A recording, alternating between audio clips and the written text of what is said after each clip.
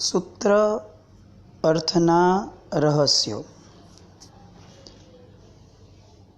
પ્રણામ. અન્નત્થ સૂત્રના છેલ્લી ગાથાના અર્થના ઊંડાણને સ્પર્શવાનો આપણો પ્રયત્ન ચાલે છે.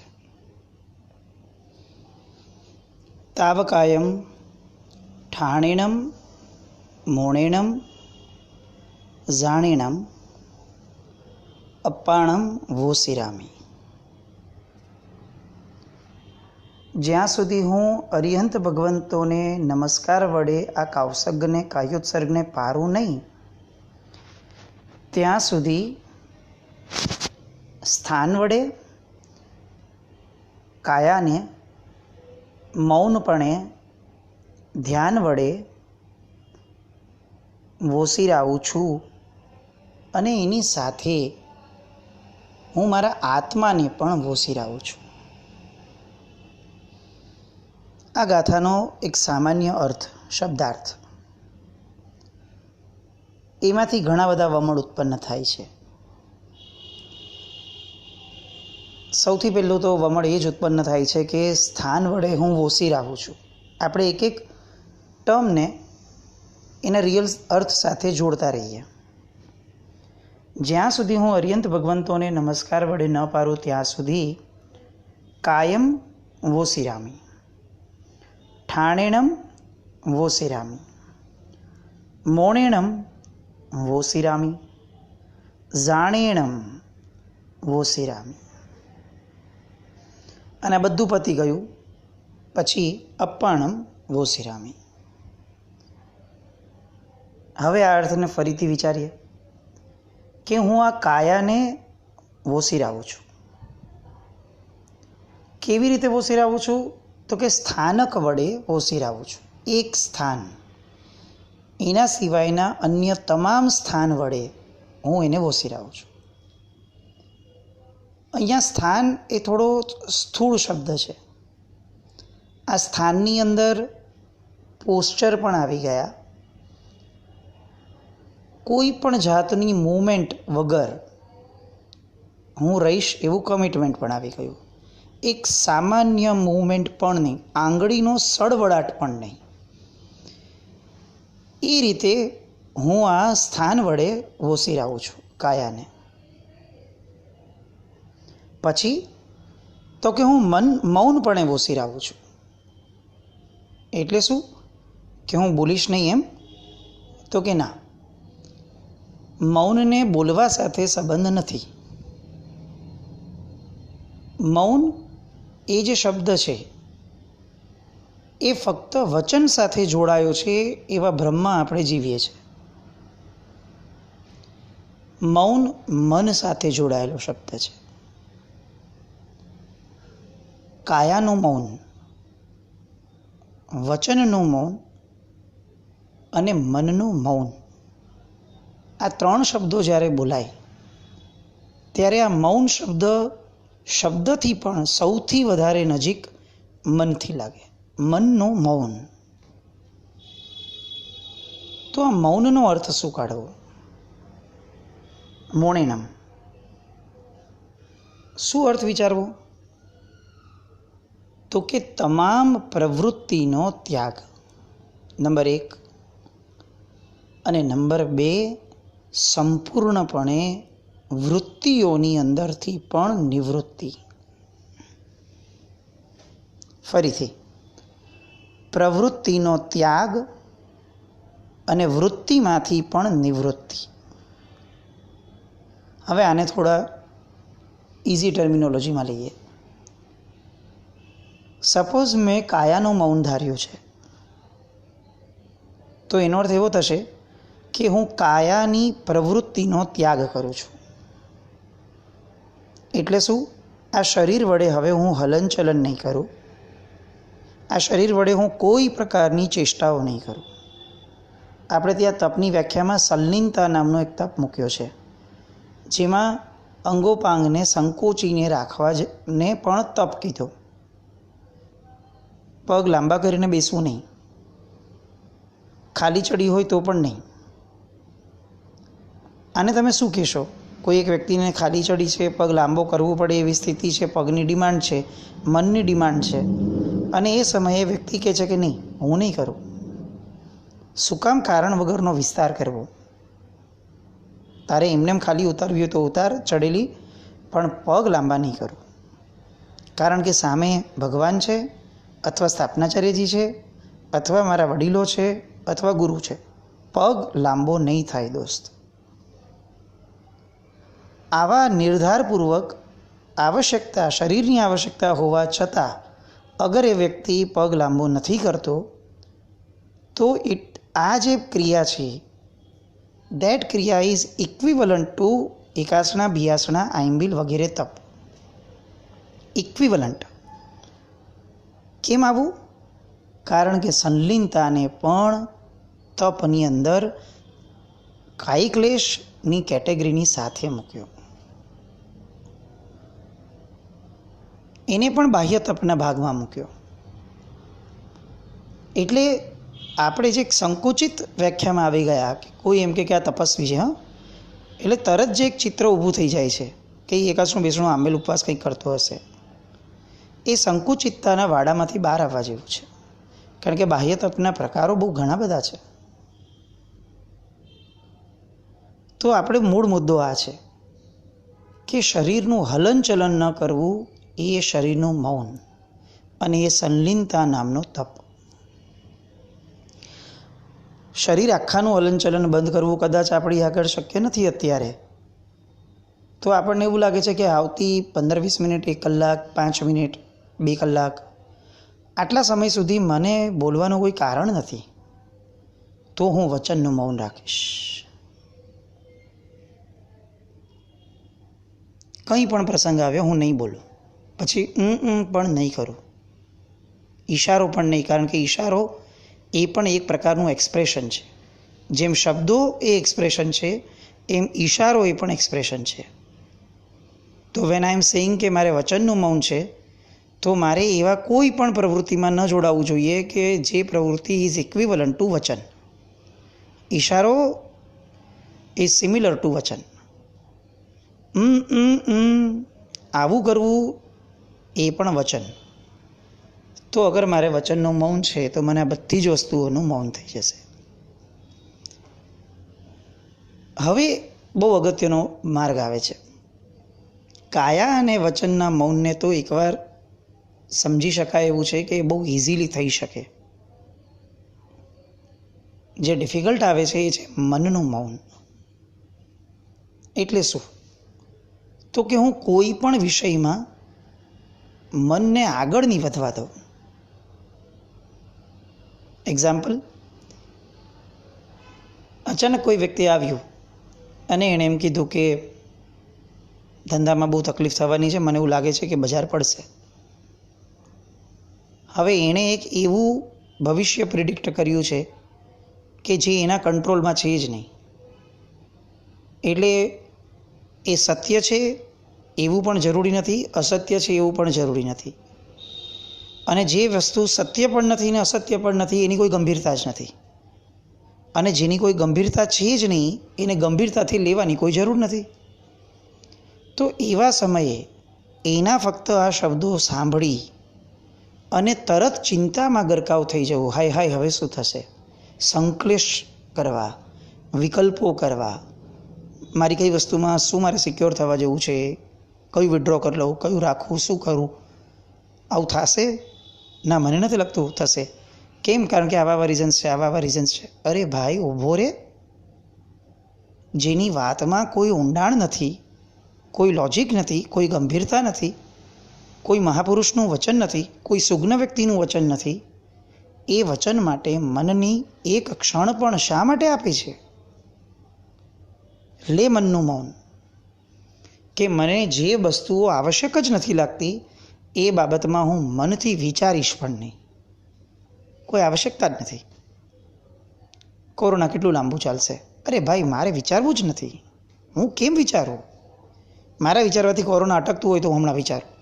અટકવાનું જ નથી. આ રીતે જીવ નક્કી કરે કે મારા વિચારવાથી કેમાં ફરક પડે છે, હું એ જ બાબતનો વિચાર કરીશ. અને આપણે એક એક ક્ષેત્રો આપણા જીવનના લેતા જઈએ કે પ્રસંગ પતી ગયા પછી વિચારવાની આવશ્યકતા કયા કયા પ્રસંગમાં છે કે જે હું ન વિચારું તો બહુ મોટી તકલીફ થાય એમ છે. અને એન્ડ ઓફ ધ ડે આપણને ખ્યાલ આવશે કે ઓલમોસ્ટ નથિંગ, એક પ્રસંગ એવો નથી કે જે પ્રસંગની અંદર હું પ્રસંગ પત્યા પછી ન વિચારું તો કંઈ પણ પરિસ્થિતિની અંદર ફરક પડશે. એટલે એક આઘાત લાગે કે જિંદગી આખી મનને આટલા સંકલેશમાં રાખ્યું, આટલું બધું ભવિષ્ય વિચાર્યું, આટલા બધા વિકલ્પો કર્યા, આટલા બધા સંકલ્પો, આટલા બધા સંકલેશો કર્યા, અને end of the day moral of the story શું આવે છે? એમ કે મારી વિચારણાનો કોઈ અર્થ જ નથી, તો હું મૂર્ખો છું. હવે હું નહીં વિચારું, હું ફરીથી મૂર્ખો નહીં બનું. મારે હવે મનનું મૌન લેવું છે. જો મનનો આ દુરુપયોગ એ મને સતત સંઘર્ષની અવસ્થામાં રાખતો હતો અને છતાં પણ કોઈ પ્રકારે મારા વિચારણાથી કોઈ ફરક જ નહોતો પડતો, તો કેમ હું એ દિશામાં જાઉં? આ વિચારણા અને આ જાતની માટેનું એનાલિસિસ એ ધર્મ માટે નહીં, ઇવન ભૌતિક ક્ષેત્રે સ્વસ્થ હેલ્ધી રહેવા માટે પણ એટલું જ જરૂરી છે. કારણ કે શરીરના મેજોરિટી રોગનું મૂળ કારણ મન છે. આ મનની સંક્લિષ્ટ અવસ્થાઓ, એ તાણ જે છે એ જ આ બ્લડ પ્રેશર, ડાયાબિટીસ, કોલેસ્ટ્રોલ, આ બધા મોટા રાજરોગ જેને કહેવાય એવા રોગોનું મૂળ છે. તો આ શું? એક તો વિચારવું મહેનત કરીને, માનસિક મહેનતો કરીને, અને પછી પાછો એનો કોઈ અર્થ તો સરતો નથી, અને એના કારણે પાછા બીમાર પડવાનું. કોણે આ ધંધો શીખવાડ્યો? મારે મનનું મૌન. જે વસ્તુઓ આવશ્યક નથી એ બાબતમાં મૌનેણમ વોસિરામી. એની પછી આવશે જાણેણમ. હું આ બધું જ વોસિરાવું તો છું, પણ કઈ રીતે? તો કે મારા ઉપયોગપૂર્વક, મારી સમજણથી, મારા ધ્યાન વડે વોસિરાવું છું. એવું નહીં કે કોઈકે કીધું એટલે વોસિરાવી દઉં, શાસ્ત્રકાર ભગવંતો કહે છે એટલે વોસિરાવું તેવું. એ બધું ઇનિશિયલ લેવલ પર હોય, પણ પછી તો જાતનો નિર્ણય આવે કે એ લોકોએ તો કીધું છે બરાબર છે, પણ ઇવન આઈ એમ કન્વિન્સ્ડ કે આ વોસિરાવું જ જોઈએ. હા ભાઈ, કાયો જ સરકતો જ થશે, નહીં તો નહીં થાય. એટલે હવે હું કાયા, વચન અને મન, આ ત્રણેયથી દૂર જઈ અને ધ્યાનમાં સ્થિર થઈશ. અત્યારે જેટલા લોકો ધ્યાનના પ્રયોગો વગેરે કરાવે છે એ મને ઘણી બધી વાર બહુ સરપ્રાઇઝિંગ લાગે. એ એમ કે કોઈ પણ એક વિષય લો અને બધા જ વિષયથી પર થાઓ, બધાથી પર થઈને એ વિષયની અંદર ઉતરો, કોન્સન્ટ્રેટ કરો, અને એની અંદર કોન્સન્ટ્રેટ કરવું એ પણ ધ્યાન છે. પછી એક સ્ટેપ આગળ વધીને કહેશે કે હવે એને પણ છોડો. એક કામ કરો, હવે શ્વાસને જુઓ. શ્વાસ ક્યાં જાય છે? બોડીના કયા પાર્ટને ટચ કરતો કરતો કરતો ઇન્ટરનલી ક્યાં સુધી જાય છે? ડીપ બ્રીથ કરો, ઊંડો શ્વાસ લો, અને જેવો શ્વાસ ઊંડો જાય છે તો એક્ઝેક્ટલી ક્યાં જાય છે એ જુઓ. અને પછી એક્ઝેલ કરો, તો એ સમયે અંદરમાં ક્યાંથી નીકળે છે એ પણ જુઓ સૂક્ષ્મ દ્રષ્ટિથી. આમ કરતાં કરતાં કરતાં તમારી દ્રષ્ટિ અને તમારી વિચારણા જે સૂક્ષ્મ બનતી જાય, એ સૂક્ષ્મ બનતી વિચારણા એ ધ્યાનનો પ્રકાર. આવી રીતે અલગ અલગ પ્રકારે ધ્યાન અત્યારે કરાવાય છે. નો ડાઉટ આમાંની એક પણ પ્રક્રિયાનો આપણને વિરોધ નથી, કારણ કે પરમાત્માનું શાસન કોઈ પણ વાતને ખંડન કરવામાં માનતું જ નથી. તું તારી રીતે સાચો હોઈશ, અમને શું વાંધો છે? અને કદાચ તું તારી રીતે ખોટો હોય તો પણ દોસ્ત અમને શું વાંધો છે? તું ખોટો હોય, તું સાચો હોય, એ બધું તને મુબારક. એટલે વાત ખંડનની નથી. મુદ્દો એ છે કે જાણેનમ શબ્દનો અર્થ ધ્યાન. તો ધ્યાનનો અર્થ શું કાઢશો? કોઈ એક વસ્તુની અંદર મનને કેન્દ્રિત કરવું એ ધ્યાન, જો એવો અર્થ કાઢશો તો અહીંયા તો મોણેણમ વોસિરામી આવી ગયું છે. મનને તો વોસિરાવી દીધું. તો હવે મનને કેન્દ્રિત કેવી રીતે કરશું? બહુ મોટો પ્રશ્ન છે. એટલે એનો અર્થ એવો કાઢવો પડે કે જાણેણમ is something which is beyond મન. અને કદાચ બહુ બ્લન્ટલી કહેવું હોય તો એવું કહી શકાય કે it has nothing to do with મન. એને મન સાથે કોઈ લેવા દેવા જ નથી.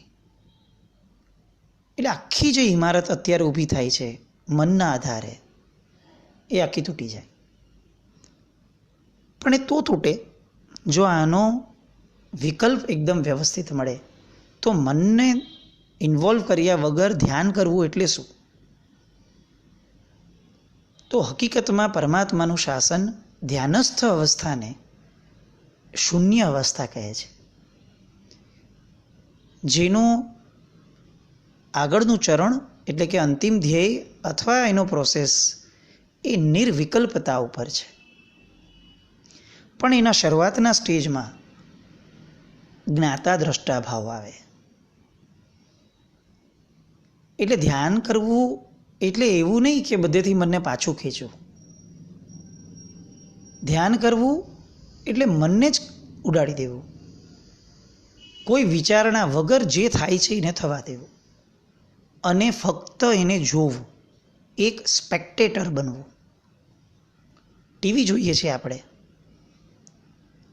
ટીવીની કોઈ એવી કન્ડિશન નથી કે જો તમારે મને જોવું હોય તો કરુણ પ્રસંગમાં રડવું પડશે, કાર્ટૂન જેવું કે કોમેડી જેવી કઈ વસ્તુ આવે તો તમારે હસવું પડશે. આવી કોઈ શરત ટીવી નથી મૂકતું. Now it is up to us કે આપણે જોવા માટે જોવું છે કે ભળીને જોવું છે. એટલે આપણા જેવા વ્યક્તિને તરત સહજ પ્રશ્ન થાય કે હવે જોવા માટે જોવું છે એ વાળી વાત ક્યાં આવી? તો જોવું છે જ શું કામ ભાઈ?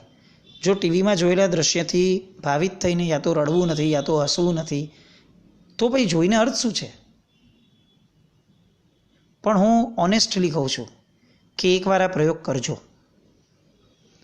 એકની એક વસ્તુ આવતી હોય ને છતાં પણ કોઈ પણ જાતના કંટાળા અથવા કોઈ પણ જાતના આનંદ વગર ફક્ત એને જુઓ. હવે શું આવશે એવો વિકલ્પ પણ નહીં કરો. ભલે જોયેલું છે, આપણને ખબર છે, તેમ છતાં અત્યારે જે દ્રશ્ય આવે છે ફક્ત એને જુઓ.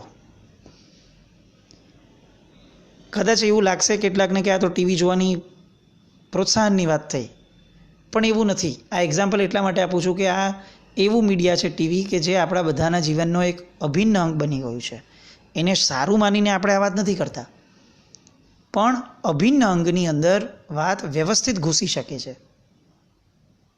રૂટીન લાઈફમાં આવો. બે બાળકો છે ઘરમાં અને બંને અંદર અંદર ઝઘડા કર્યા. ગઈકાલે પણ કરેલા અને પહેલાં પણ ઘણી વાર કર્યા છે. કરતા જ હોય છે અને કરતા રહેશે, ખબર છે. ઈચ એન્ડ એવરી ટાઈમ આપણે બંનેઓને સંભળાવીએ, છૂટા પાડીએ, પાછા બંને ઝઘડે. એક દિવસ એવો પ્રસંગ કરીએ આપણે કે જેમાં આપણે કાંઈ જ પણ પ્રકારના કોનો વાંક છે, કોણ સારું છે, કોણ ખરાબ છે, કેવું લાગે, કોઈ આવશે તો શું લાગશે, આવી કોઈ પણ જાતની વિચારધારા વગર ફક્ત એ બંનેને જુઓ, એના એક્સપ્રેશન જુઓ, એ લોકોની ઇન્ટેન્સિટી જુઓ, ફક્ત એને જુઓ જ બસ. હું કહું, ગઈકાલે આપણે એ લોકોને ઝઘડા કરતાં અટકાવેલા, તેમ છતાં જે આનંદ નહોતો આવ્યો એ આનંદ આજે એ લોકોના ઝઘડાને ફક્ત મિયર સ્પેક્ટેટર બનીને જોવામાં આવશે જ. ગઈકાલે ટીવી જોતાં જોતાં જે 50 વિકલ્પો થયેલા કે આ આમ નહોતું કરવું જોઈએ, તો આ મસ્ત કર્યું, આ બેસ્ટ છે, આની એક્ટિંગ સુપર્બ છે, ક્લાસ છે, પણ આ માણસની એક્ટિંગમાં દમ નથી. આવા અનેકવિધ વિચારોથી ઘેરાઈ અને ટીવી જોયું હતું. એના કરતાં ઝીરો થઈને ટીવી જોયું તો આજે એવું લાગ્યું કે મેં કેટલી નાની નાની વસ્તુઓ ઓબ્ઝર્વ કરી ટીવીની, આ સિરિયલની. જે ગઈકાલે મારા બ્લોકેજના કારણે હું જોઈ જ નહોતો શકતો. એ પોસિબલ થયું કારણ કે હું ઝીરો થયો. That zero is a base for નિર્વિકલ્પ અવસ્થા, અને એ ધ્યાન છે. ક્યાંય પણ ધ્યાન ન રાખવું, દરેક જગ્યાએથી પોતાનો ઉપયોગ ખેંચી લેવો, એ ધ્યાન. મનની વાત જ નથી. મન તો બહુ નબળું અને નાનું સ્તર છે. મન નહીં, મારો આખો ને આખો ચેતનાનો ઉપયોગ, મારું ભળવાપણું, એ જ મેં પાછું ખેંચી લીધું. તો એ જે છે, આ પ્રયોગો હું આગ્રહ કરું છું કે ઈચ્છા કરું છું કે તમે આ પ્રયોગોના પ્રયત્નો કરજો. કારણ કે આ પ્રયોગો વગર બધું સાંભળી રાખશું, કાંઈ આવતા ભાવમાં લઈને નહીં જઈએ. અને સાંભળવાથી ક્યારેય કોઈનું ભલું નથી થયું. એ આચરણમાં આવે અથવા વિચારણામાં આવે તો જ ભલું થાય છે. એટલે આવા નાના નાના પ્રયોગો જીવનમાં વધારતા રહીએ કે જેમાં જાણેનમ વોસિરામી શબ્દ એ આપણી લાઈફનો એક અંગ બનતો જાય. જ્યાં એવું લાગે કે હવે મારે બોલવાનો કોઈ અર્થ નથી, મોણેનમ વોસિરામી. જ્યાં એવું લાગે કે અહીંયા જઈને કોઈ અર્થ નથી, યાર ઝઘડા ચાલે છે એ લોકોના, હું શું કામ એમાં પડું, તો તરત જ કાયમ વોસિરામી, કાયાથી હવે ત્યાગું છું, હું ત્યાં નહીં જાઉં. કોઈ એકદમ આપણને ભડકાવવા માટે પ્રયત્ન કરતું હોય, મૌનિનમ વોસિરામી, મારે મૌન છે. કેટલા બધા ઉપકારી તત્વો આ અનર્થની છેલ્લી ગાથામાંથી આપણને મળશે. શરત એટલી છે કે એને સૂત્ર તરીકે નહીં જુઓ, એને જીવન જીવવાની પદ્ધતિ તરીકે જુઓ. કારણ કે એ કોઈ જડ એવું સૂત્ર નથી, એ ચેતનવંતું જીવંતતા સાથેનું પરમાત્માના મુખથી નીકળેલું એક તત્વ છે, જે આજે પણ જીવંત છે, ગઈકાલે પણ જીવંત હતું અને અનંતકાળ પછી પણ જીવંત જ રહેશે. કારણ કે એ પરમાત્મ તત્વમાંથી નીકળેલું તત્વ છે. એટલે આવી શ્રદ્ધા, આવો બહુમાન દરેકે દરેક શ્રુતના સ્તોત્ર સૂત્રો પર આપણને થાય અને એમાંની જીવંતતાને, એની ચેતનાને સ્પર્શવાનો આપણને ભાવ જાગે. એ આ રહસ્યોનો આપણો આશય છે. આવા પ્રયોગો કંઈક ને કંઈક કરતા રહો, એવી શુભ મંગળ કામના. જીનાજ્ઞા વિરુદ્ધ કંઈ પણ બોલાયું તો મિચ્છામિ દુક્કડમ. જય